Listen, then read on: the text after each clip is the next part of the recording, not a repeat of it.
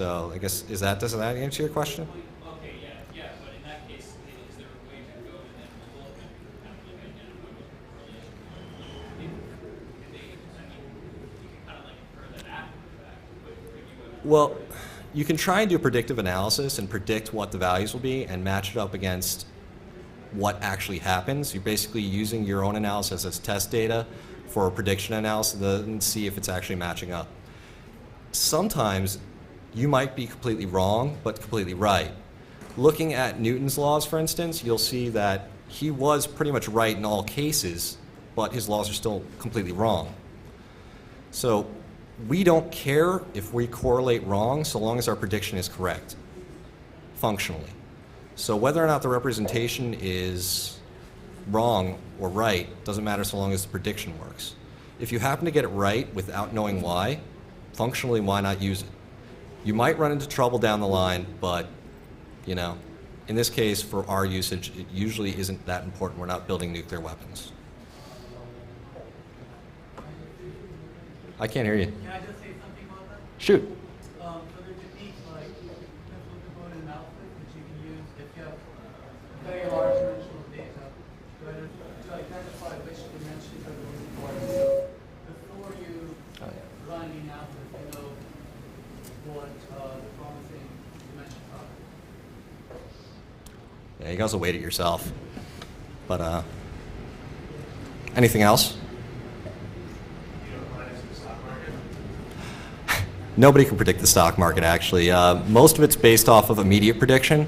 Actual prediction is almost impossible because you have so many different systems working against each other. You do have to predict, you can predict major shifts. Large companies will do major things based off events that are predictable. But it depends on what you're talking about. There's two different types of trading. There's day trading and then there's long-term trading. And then there's other problems like guys who use the small trading systems to force through larger trades. In specific scenarios, you can predict major shifts. In day trading, you can predict day trading responses because day traders all generally respond in the same way to certain actions. They'll sell off all of their stocks if they see a dip below a certain amount. A lot of these guys follow scripts of sorts. They work out their own methods and they work as quick as possible. So in a day trading situation, you put a machine with a simple predictive algorithm in there. As long as it's hooked up and moving quickly, it'll move faster than the guy, and it'll probably be one of the first guys into the day trading and get in and out real quick. Which means, predictively, it doesn't have to predict anything major. It just has to get in and out quick on a regular basis, and it will make money. A lot of guys have systems like that. They're not super intelligent, but they can predict movement and then act on it.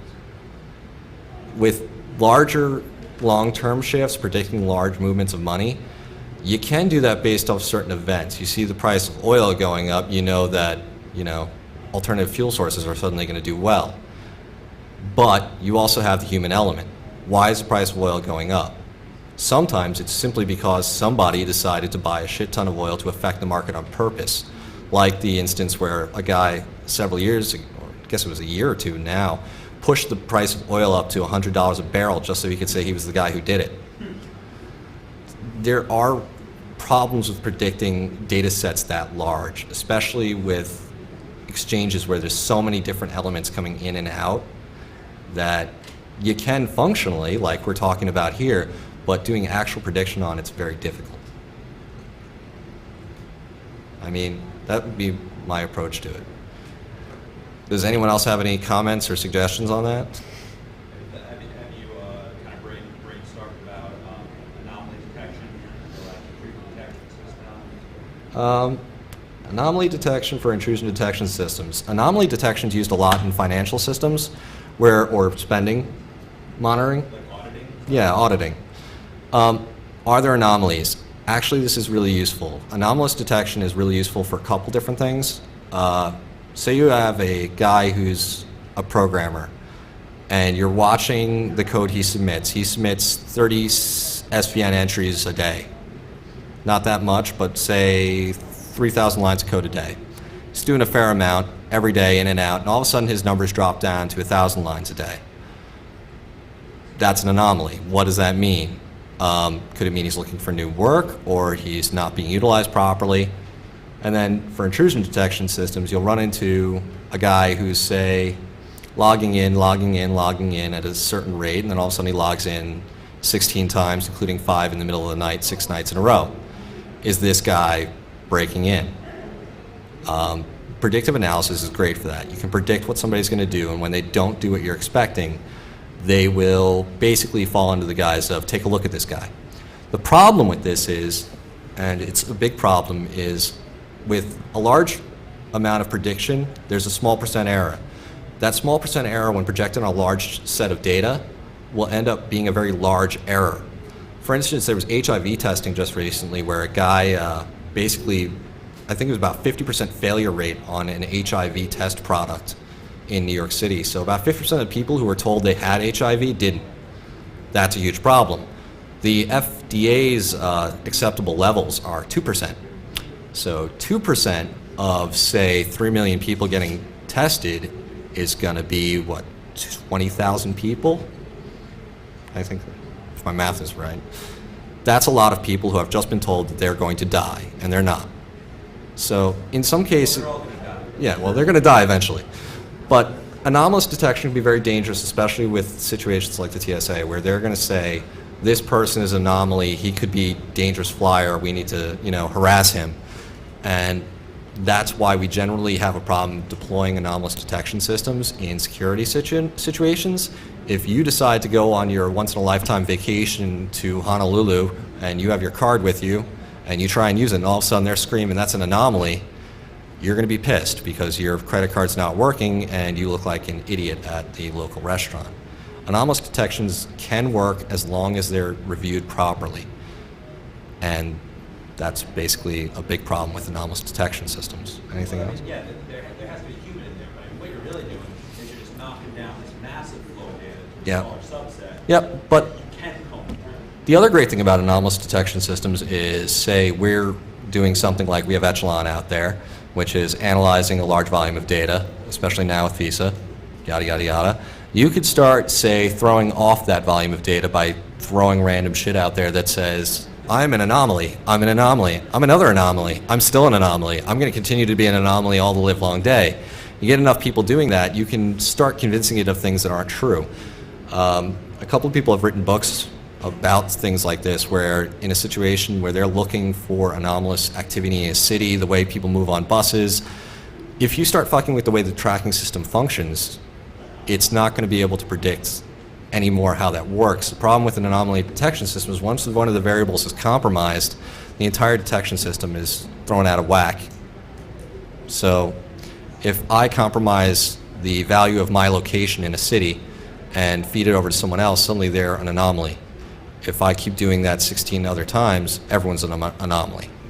Then the whole system breaks. Is anomalous detection useful? Yeah.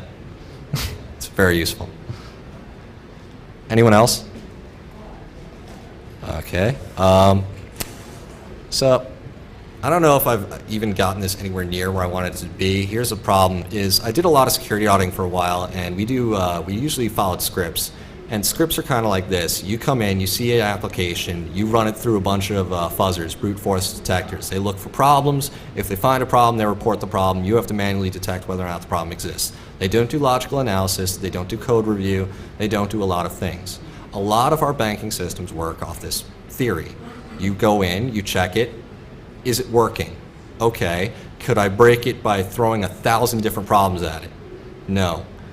We can do the same thing with large volumes of data. We can throw a predictive analysis. We basically go extrapolation, linear regression, correlation, predictive analysis, and that's just the intro. It's not important to do severe stuff unless you've got the money to do it and you think it's worthwhile. But for everyone who's out there got a large volume of data, you can do a small number of steps. There's a shit ton of tools for doing it. There's a ton of libraries for doing it. There's no reason that one or two system administrators couldn't throw this out on a network and do data analysis.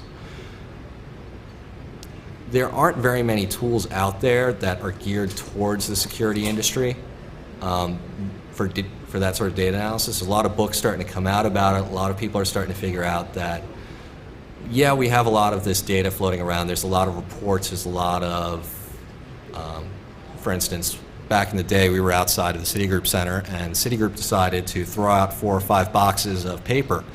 And those 4 or 5 boxes of paper consisted of financial records for most of Citibank's customers. Wait, was this on the first Friday of the month? Yes, you were there. Wait, so 2600 was going on in the bottom atrium? Yes. And So- Citicorp said throw out their fucking financial records? Yes. So Citicorp actually threw out their financial records during a 2600 meeting in front of us, unshredded. Several thousand sheets of paper. Aside from the immediate threat posed by this, you have their financial data, their name, their address, and yada, yada, yada. You can do a shit ton of data mining on all of those people and figure out things about Citigroup that they may not want you to know, like who they're marketing to. Another cool thing is, I saw this one on the internet, was a guy basically sat down and said, why do people go to check cashing places in the ghetto? And as it turns out, the reason is very simple. There are no banks in bad neighborhoods. If you look at the locations of banks, they avoid bad neighborhoods for a reason. People who are poor don't have money. They don't spend money in banks. They go to the check cashing place because it's cheaper. Banks can be expensive for someone who doesn't have good financial sense. So doing analysis of data is very, very, very, very important for us, and I'm trying to stress that with this talk. It's trying to give you the tools that you need to do it, and if anyone doesn't know how to go out and figure out how to do this, please ask questions. So, I'm going to throw this stuff up, and I'll make it available at, let me think. I'll put it up at Sendai, SENDAI-systems, SYSTEMS.com. And I will post a link to all the application, the presentation, the code, and a link to Wicca, and a tutorial for getting started with using it. Sorry I couldn't get this working on my laptop, but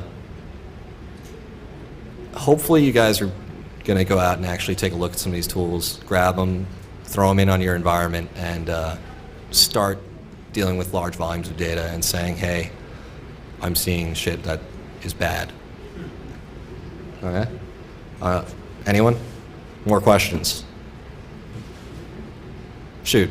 Yeah, what are some more examples of things that might be fun to look for?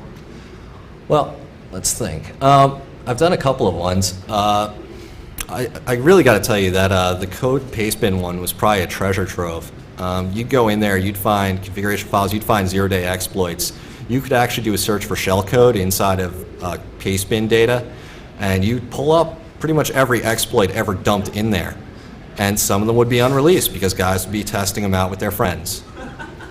So depending on where you expect data to be that's considered of high value, you probably want to choose your target first and then think about all the different effects, like a butterfly theory thing, that they have on the world. You see this a lot with reverse engineering. Physicists, for instance, are trying to figure out how the universe began. And by the time we figured out when it began, it was because we figured out background radiation and how it emanated, and we were able to look back at it and say, oh, well, the background radiation of the universe tells us that it began, I think it was, what, 3 trillion years ago? 13 trillion? 4,000 years ago. Yeah, 4,000. Raptor Jesus loves you.